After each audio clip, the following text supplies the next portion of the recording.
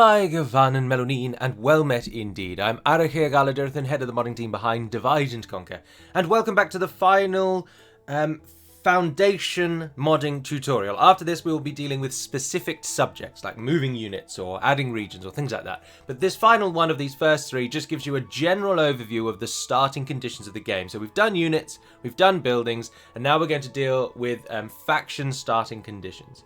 So you are going to need to open a number of files that I've opened here, and they are as follows. First of all, head to your data folder and go into World, go into Maps, Campaign, Imperial Campaign, and open the Descript strat. You could also open the Descript win conditions as well, actually, I suppose. We can discuss that. So get the win conditions as well. So you want the strat and win conditions. Then go back to Maps, go to Base, and open Descript regions. Then go back to the data file, and you want to open Descript SM Factions, which is all alphabetical. Descript SM Factions, there it is. And then finally go into the text folder and open both the expanded file and the strat file at the bottom. Something that I should have mentioned before that I didn't was that if you ever make a change to any of the files within the text folder, you must delete the bin folder after it, and the game will regenerate that, but the game stores the content of each individual text file in a bin file, and then it reads from that. So in order to make any changes, you need to make it regenerate that bin file, so you need to delete those if you ever make any edits. But anyway, we've got them all open, so we can now dive in and change what we need to change. So first of all, let's start with the Descript strat. The Descript strat dictates what each faction owns, so all the regions that they own, where their armies start, who their armies are, with names and things, how much money each faction has, and certain bits and bobs like that. First of all, though, the file does let you make certain nations playable if you want. Now, the only currently playable nation that's not is the Papal States, but you can't actually play as them. There's no units for them, there's no buildings, they're a completely set up faction. But you could do it the other way around if you wanted. So if you wanted to take a faction off the table, you can take some of these away and put them into non-playable. But they'll still be there in the game. You just won't be able to play as them, so I don't know why you would. You can also change, these are three very key things that lots of people like to change. You can change when the year starts, when the years end. So when the game will officially just say, that's it, the game's ended. I don't know if it kicks you out or if you can just keep going. I think you can just keep going, but the game technically ends in 3080. And lastly, the time scale. So the time scale is how many turns per year. At the moment, it is 4 turns per year, denoted by the fact that that's a quarter. So you can play around with that. So if it was 0.5, it would be 2 turns per year. If it was 1, it would be 1 turn per year. You can change it to be whatever you want, but do note that of course it affects how old generals become. I've seen a lot of people that like playing with 12 turns per year, so that each turn is a month. But then of course you do need to edit a lot to make the game conform with that. Then there's various values here that the only one that's really useful, I would suggest, is the free Upkeep forts. You can make that as high or as small as you want, or as high or as low as you want. So as this pertains and concerns the starting conditions for the whole map, I will go through the majority, the main bones of the file. Next up is where all of the resources spawn. So the resources, that at the top there isn't actually official, but it lists where the resources are, and you'll note it handily gives you the name of those that aren't what they say they are, so where coal is now fruits and marble is honey. But if you want further information on the resources, that's the reason we opened the strat text file, because it then lists what they actually are. So resource gold is gold, and resource silver is silver. So if you want, you can put more or less of certain resources around the world. You could put mithril in certain regions if you want to, and all you need to do is give it a coordinate and it will spawn a resource there. And then all of the resources are listed there. So that's how to change and edit all the resources. If we jump to Denethor, because Gondor are the first entry, and then scroll back up to their starting entry, we can go through the more faction-specific information.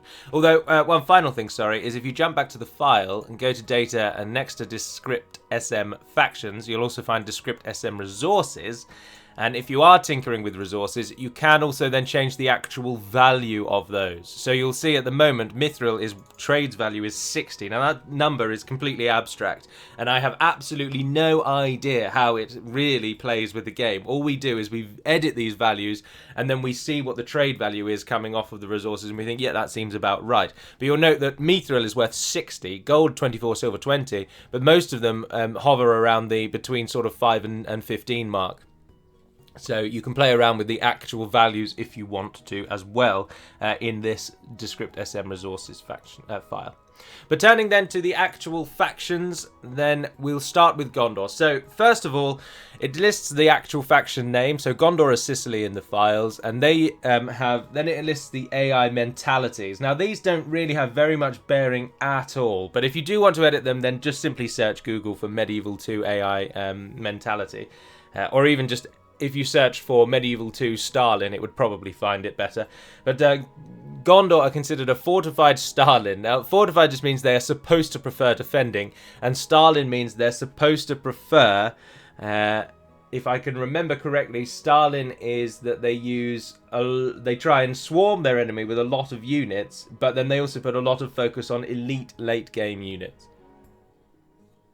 There's quite a few different personalities, including Napoleon, and I think there's a Mao as well, Chairman Mao. I think he just swarms the enemy with as many troops as possible. But the AI behaviour is a better word, not mentality. The behaviour is really nuanced. It's really minor. You could not put anything there, and the Gondor would still probably play the same way. Medieval 2 had so many grand ideas that then in practice were just complete squibs and did nothing really, and that's another such one.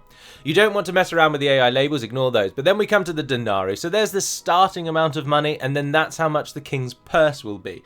Many of you will know, the king's purse is an uneditable amount that you will receive every turn, no matter what. It is not affected by corruption. So your king's purse could start at 15,000, you could make 15,000. Corruption will only ever lower the trade and the taxes. It never lowers king's purse. It has no effect on it. So king's purse is a set amount you will never earn less than. So that's very, very useful. Well, you can earn less than it because you can make negative money. But I mean, corruption will never eat into your king's purse. Only things like unit upkeep and stuff like that will. So the king's purse allows you to set how much money a nation is going to have for much of the campaign. And then we come to the region. So the first entry for each faction is their capital city. That's how you dictate what is the starting capital. It will be the first entry. And for us, it is the Anorian province. That means it is Anorian in the files. And of course, that is Minas Tirith. It gives you a year founded, but you can ignore that. It doesn't matter at all. You can then set the population, and then you can give it a faction creator. Now, I wouldn't suggest messing around with any of the large cities in terms of who creates them, because then it will play around with the custom battles. But on lower tiers, you can. So, for example, if we jump just to their very next one, Andrast, which is far and away to the west. At the moment, Gondor create Andrast, which means that the campaign strategy model and the battle model will be the Gondor town. You'll note that it's got a wooden palisade, and from the EDB, we know that that's the town building line, because again, the level at the top, town, as I discussed in the buildings overview, the level will only ever say village, town, large city, huge city, even if it is a castle. So this is a good example. Anorian Fields, which is just to the north of Minas Tirith, is listed as a town, which actually just means it is tier 2. And the tier 2 castle in the files is called Wooden Castle, so that's how we know it's a castle, because it has it listed there. That's the only way to change a region between city and castle at the start of the game in this file, is just to either have the city walls or the castle walls. The level will not change that. That literally just changes the level. Tier 1, Tier 2, Tier 3, Tier 4, Tier 5, and so on. So jumping back to Minas Tirith then, or Andrast, sorry, if you want to then change it, so for example, you're thinking Andrast, that's far right out of the reach of Gondor, it wouldn't be a Gondor-looking city, it'd be a Wildmen-looking city, then you could change that to any of the Wildmen, and it would then start on the campaign map as a Wildmen city. So if I change that to Timurids, then it would start as looking like an Anduin town rather than a Gondorian town. So that is what the faction creator does. And then finally, the building is very self-explanatory, as you can see. Although if we do, just for the benefit of this, if you open up the EDB again in the buildings, then we'll be able to see what we're building. Because the type Hinterland Greenbook relates to the tree, the building tree, and then the second entry is the tier within the tree. So if we take Town Guard as our example, because that should be an easier one to jump to, it is the building tree is barracks and the tier is Town Guard. But we could, if we want, have a city watch or a militia drill square. It is entirely up to you. And you can put as many buildings in there as you want. You could start a town with every single building pre-built. It is entirely up to you. You don't even need to check that that faction owns it. You could put a building in there if you wanted that Gondor can't even build. It's totally free and you're able to do that. You'll note that if you wish Gondor to start with any extra regions, faction slaves, that's what I was looking for. So these are all of the rebel provinces at the start of the game under the faction slaves tab. And if you wish to make one of these a starting region for one of the other factions, you just simply have to move this entry into the list of the other faction. And it's as simple as that. You just cut it out of there and paste it into the other location. But that is something we discuss in a different video. So this is just, as I say, an overview of this file. But then moving on, the last thing that you can do in the descript strat, or the next thing, sorry, is your starting army. Oh, I've gone the wrong way. Let's go back to Denethor and use Gondor as our base. So once you've listed all of your buildings, you can then start listing your characters, be they generals, spies, diplomats, or admirals. And Gondor has one of all, which makes it quite handy. So first things first is the actual entry for the person. So this month you must always follow the same exact pattern as you see here. It's generally the easiest if you're ever adding a new general to just copy and paste an existing entry and then start tweaking it to your liking. So it'll list his name. It then says he's a named character, which will give him, which is always there. It's named character or something else. Family member, I think. No, that can't be right. But then it lists if he's male or female. Of course, they're all male, apart from when you get to the family tree. He is our leader. That's how you denote who starts as the leader at the start. You'll note the heir has heir next to his name. You can then tell it the age, the exact coordinates, and that can be in a city. That's exactly how you do it. So those are the exact coordinates of Minas Tirith at the start of the game. So that's where Denethor starts. You can move them around. The portrait allows you to select a custom portrait, and I can show you where all of those are. If you go back to your data folder, go into the UI, and then go into custom portraits. These are the listed portraits. So if you want someone to have a custom, you have to give them a folder in here. And if we use Denethor as our example again, at the top there, Denethor, there he is. You have a dead one, an old one, and a young one. So you can, if you wish to, swap between the old and young like that. And then the dead one is always just grayed out, so you know he's dead. And that's it. So those are the custom portraits, and there's many custom portraits already available, and we often do share them between. For a long time, the heir of Dunland was used as one of the ranger bodyguards, one of the ranger icons for Gondor.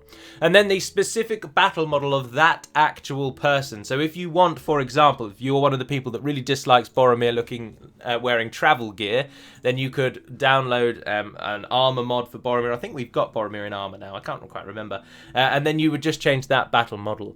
That entry, again, relates to the file that we used in the unit overview, in the unit models and the battle models database. In here, there will be a Denethor. And there he is. And it lists, there's his textures, and there's his attachments, and then obviously there's his animations. But do note that you can't have a general fire a bow. It's the only thing they can't do. So they can wield almost any other melee weapon, but they cannot fire a bow. So you just simply can't do that. So that's unfortunate. And then if you wish them to have a hero ability, then those go there as well. All hero abilities that are available are currently used. I may do a video on creating hero abilities. I'm not sure if I will. But if you wish to use a different hero ability, simply search this file for all hero abilities, and you can see which different ones are available. You'll note Captain is used a lot. And we are hoping to revamp the hero abilities a bit so that you don't get the same shout all the time. The label is just used if you're ever using this general in scripts. So you don't need that if you're just adding a general that you know is not going to have any bearing on any scripts in the game. The next up, you can list all of their traits, and they're all listed out there. And you can put in as many traits as you want, and you can set the different tiers of each individual trait. If you go to the data folder again and scroll right down to the bottom where you'll find export descript character traits. And that will list all of the traits that are available. So we've got the first one is AI boost, and then there's a lot of AI boosts which are AI specific. But then we've got traits hero, custom bodyguard, lock, Boromir, Orodreth, etc., etc. And you can scroll through there and see which traits are available if you wish to. And then finally, if we go back to the data folder again and open the export descript ancillaries, this lists all the ancillaries. And then again, if we go to the descript strat, you'll note the last line is the ancillary. So he starts as the Steward of Gondor. He's a drill master, or he has a drill master with him. He wears Gondorian armor. He has a human overseer that starts with him, and he carries the Anor stone himself. And lastly, you list the troops they start with. The first entry, this is the one a lot of people are interested in. The first entry is what unit does it have as its bodyguard. So Denethor's bodyguard is the Gondor bodyguard. It's always the first entry in the list. And then he has a unit of militia, an archer militia with him.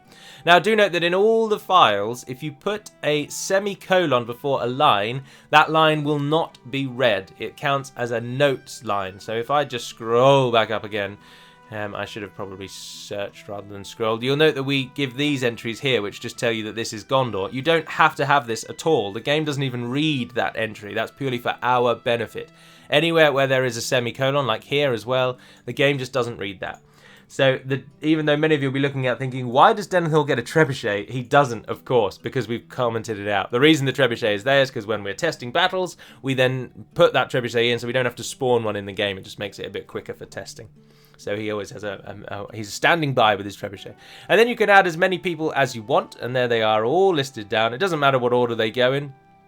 You'll note that the ages jump all over the place. So at the moment, the ages don't matter at all, but they will do when we come to the family trees. But before we jump to the family trees, first we'll just deal with the spies or diplomats, and they have their own very unique entry just here. So again, the character denotes that there's a new entry. Borthor is his name. He's a spy. That's the named character difference. Named character means it's a general, sorry. And then you have spy, diplomat, etc.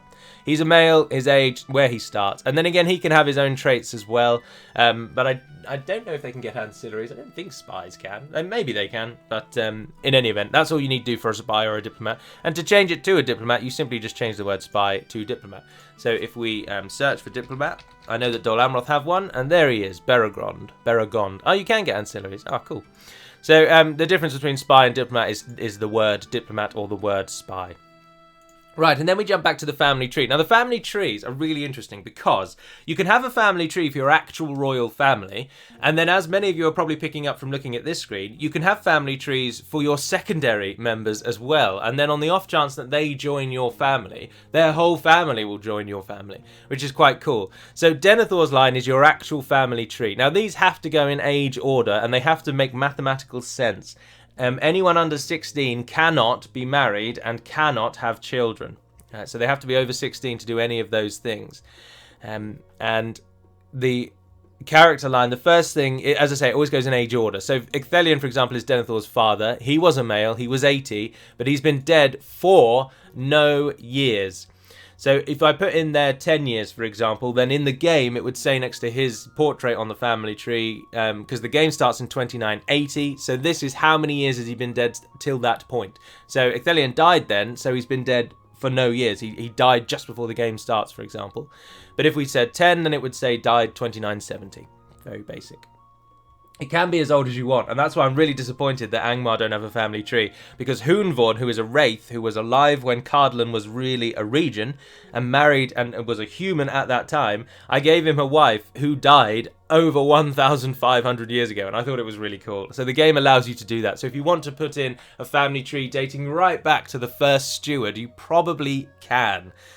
So do go crazy with it. Now, past leader means that person was a past leader, and the only other option is never a leader, which everyone else is. Now, Mithiel is the fake wife of Ecthelion, but at this point we are just simply listing the actual characters within the trees, and then in a moment we'll list how they're related. So we've got Ecthelion, who was 80, Mithiel, his wife, who was 82. It's the it's when we get to this point that they have to be in an age order. Oh no, they don't at all, because they're not at all. Oh, so ignore me. Age order means nothing.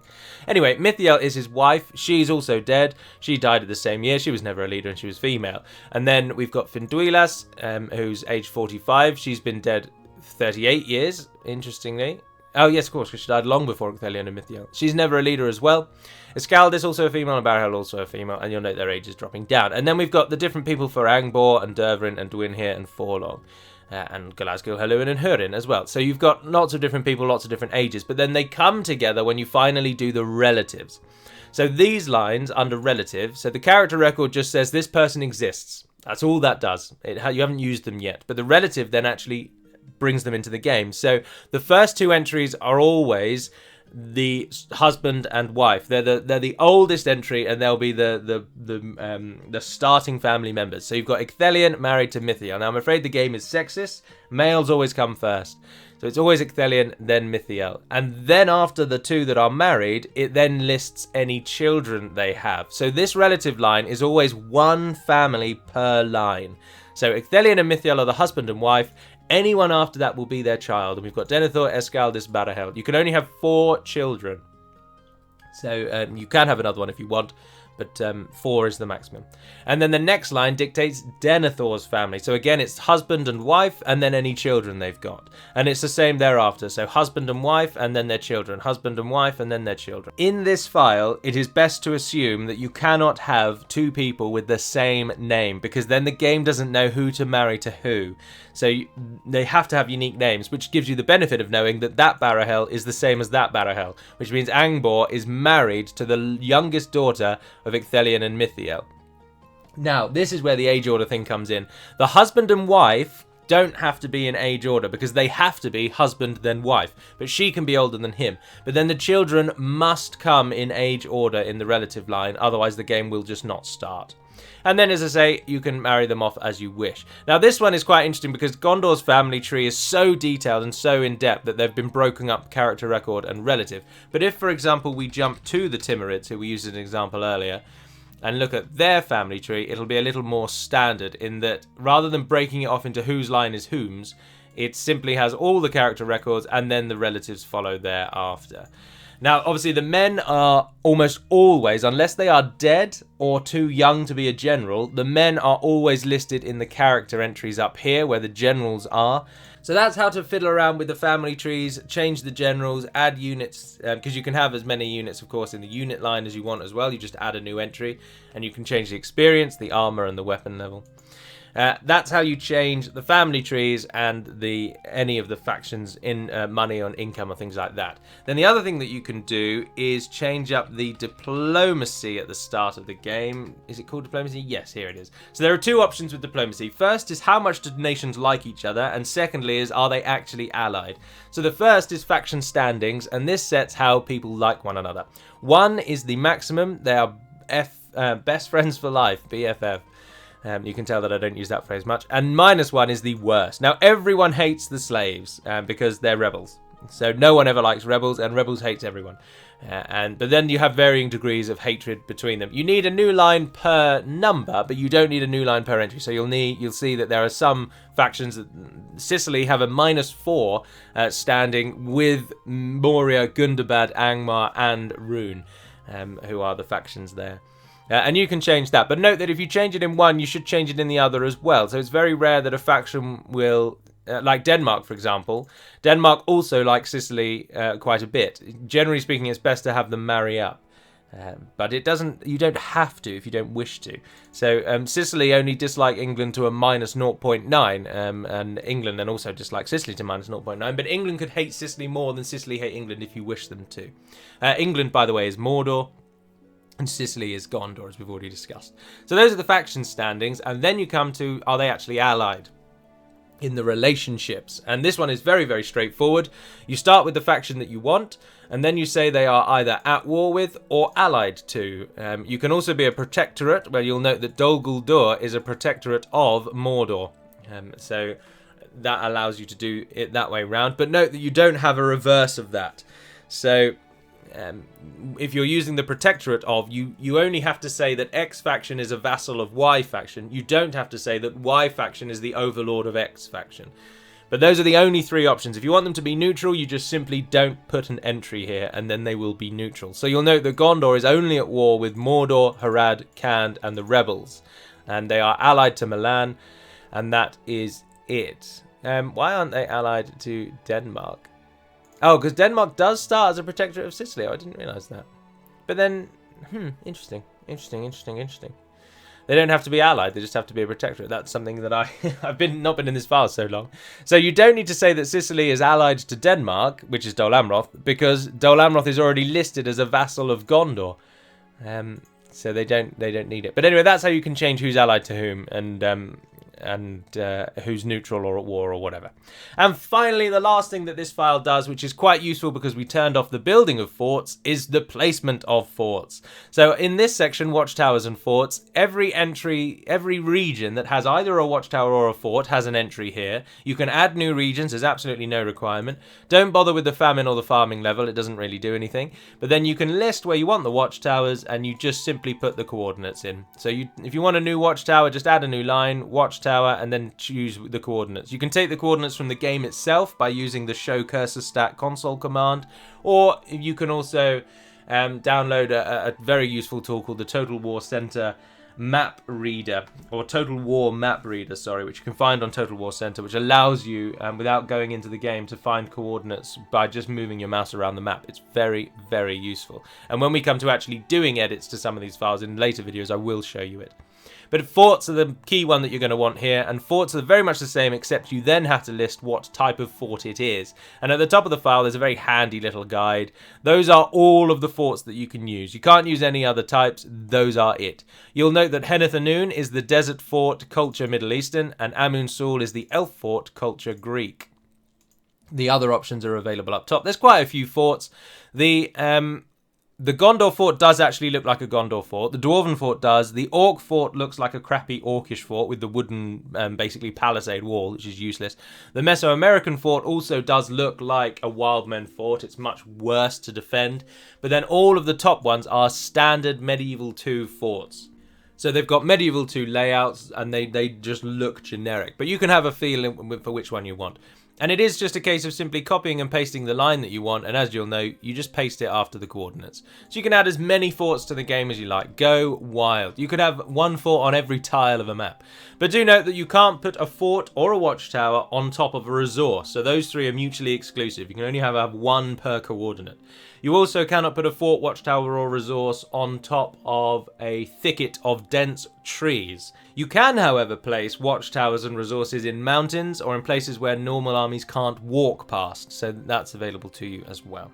So that's the Descript Strat file. Now, the last thing to talk about is the Descript Regions file, because this dictates what level of religion each region has. So if you are really annoyed that you're playing as the Ardenayam and you keep sailing to, I don't know, Tharbad, for example, and you really want it to start with King's Men religion, then this is where you change that up. And if we take Tharbad as our example, because we were just mentioning it, so this is the entry for Tharbad. We've already been in this file, I believe, if memory serves, for the hidden resources, but now we're here for the religion. So religion is the last entry, and these numbers must add up to 100. If they don't, the game will crash. So your options: Catholic is followers of Melkor, Elven is Elven, Dwarven is Dwarven, Northman is Northman, Heretic is Candish. Oh no, what is Heretic actually? Heretic is the one that Khand swaps to when they change their religion, because they start as nomadic. No, sorry, Heretic is evil men. Yes, Heretic is evil men, so Harad and Rune. And then Islam is Dunedain, Wild Men is Wild Men, Nomadic is what Khand swap to if you accept the Blue Wizards, Orthodox is, and the tip of my tongue, but I can't quite remember. No, it's gone. I can't remember. I'm sorry. But anyway, and Kingsmen is the Ardenayam. So if we wanted the Ardenayam to be higher, we'd have to take one away from the rest of these. Say Wildmen, for example, is currently 40. You could drop that down to 10 and add the 30 difference to Kingsmen and make that 40 instead. You could have 100% Kings and all the others 0 if you wanted to. And that's how you change it.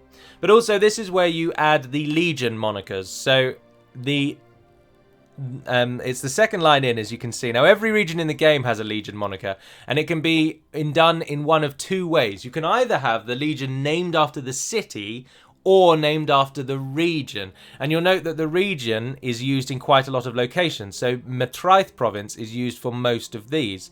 And what it'll do is if a unit is trained in any one of these 4 provinces, it will give it the legion name of the Matraith province name. And the Matraith province name is Cardolan proper. So any of the 4 units from here will be called Legio 1, 2, 3, 4 Cardolan proper. However, with Tharbad, because it doesn't have the underscore province, it is instead using the city name. So because the Tharbad region name is something like Swanfleet, and you don't want it to be Legio 1 Swanfleet, you want it to be Tharbad. So instead it takes the city name, and in this case the city of course is called Tharbad. Just before we finish though, I need to do the descript win conditions, which is a very straightforward file, and this one is very, very easy. So listed in here are all the win conditions for the long and short campaign. You'll note there's the short campaign listed there, and the anything above that is the long campaign. So that's the differentiation.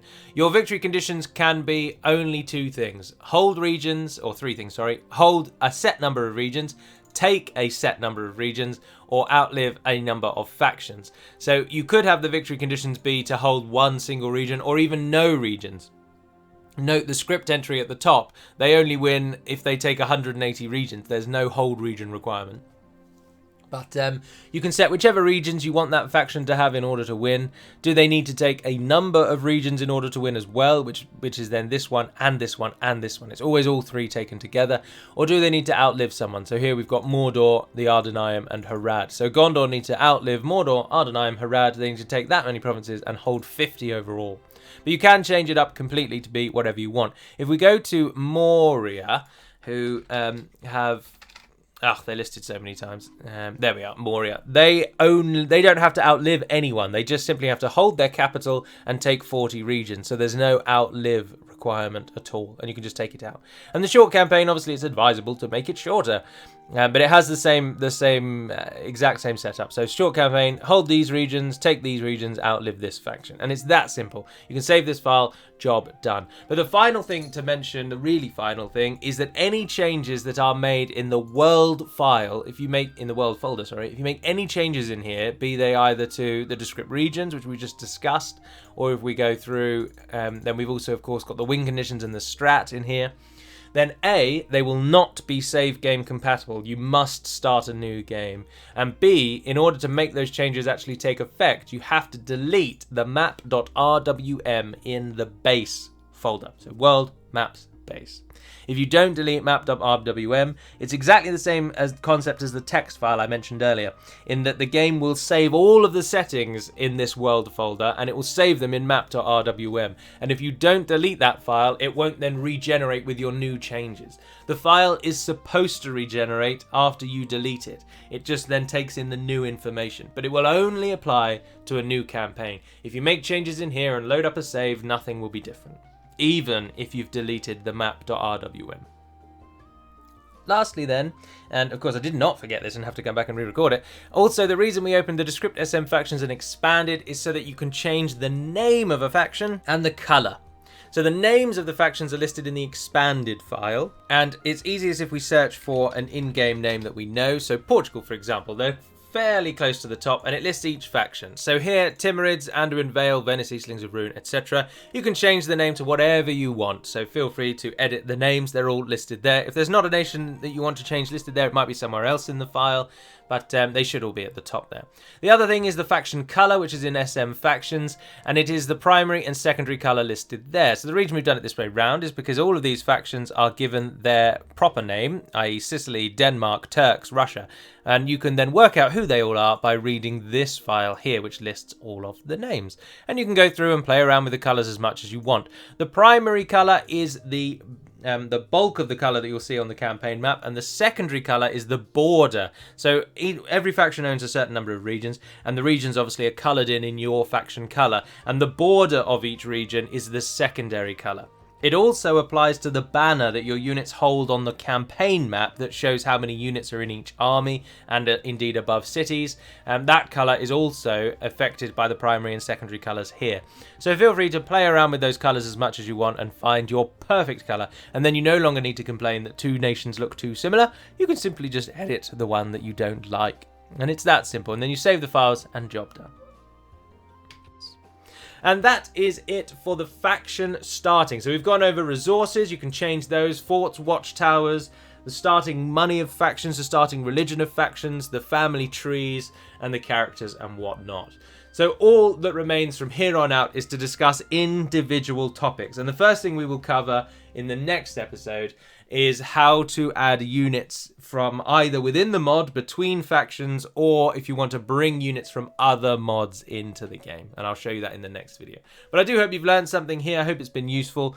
I'll try and put some timestamps in to change up the various different points. But until we speak again, any questions, pop them down below, or head over to Discord where there is a specific modding help thread you can write in. But until we speak again, Novar Naden Peremad Malonin, and farewell.